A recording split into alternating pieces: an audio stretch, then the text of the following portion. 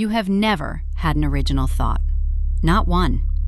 Every idea you'd defend, every belief you'd call your own, someone put it there before you were old enough to say no.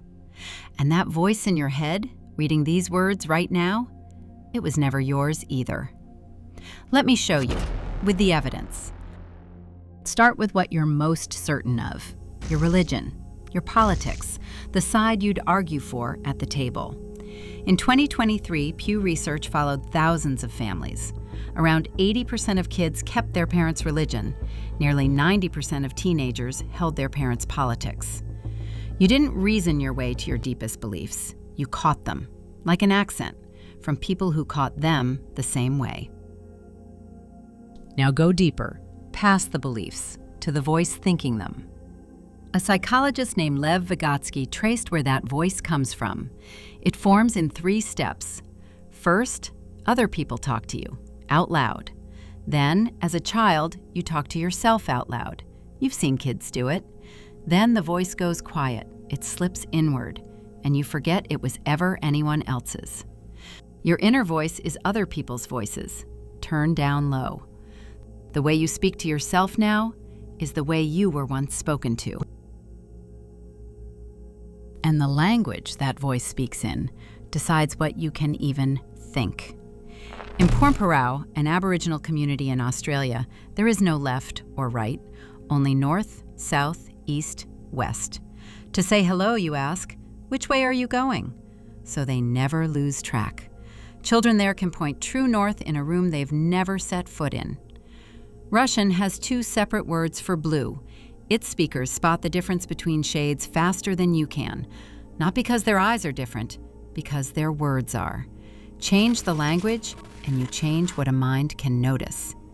You think in the one you were handed.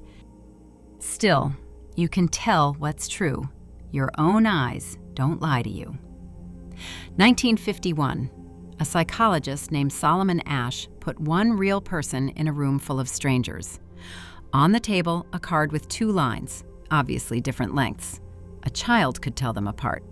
But the strangers were all in on it, and one by one, calmly, they gave the same wrong answer. Tested alone, people got it right almost every time. Under 1% got it wrong. In that room, 3 out of 4 denied their own eyes at least once and called the long line short.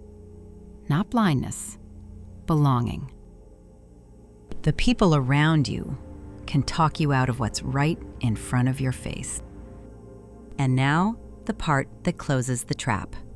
Every yeah, but that rose up in you while you listened, you thought it in that inherited voice, in that borrowed language, shaped by rooms full of people you wanted to belong to.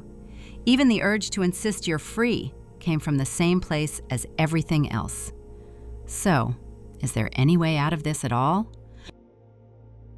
Maybe not one of those thoughts began with you, but here's what none of the studies mention. The moment you can see the voice, you can question it. That thought that's hurt you the longest, the one that says you're not enough, someone handed you that too.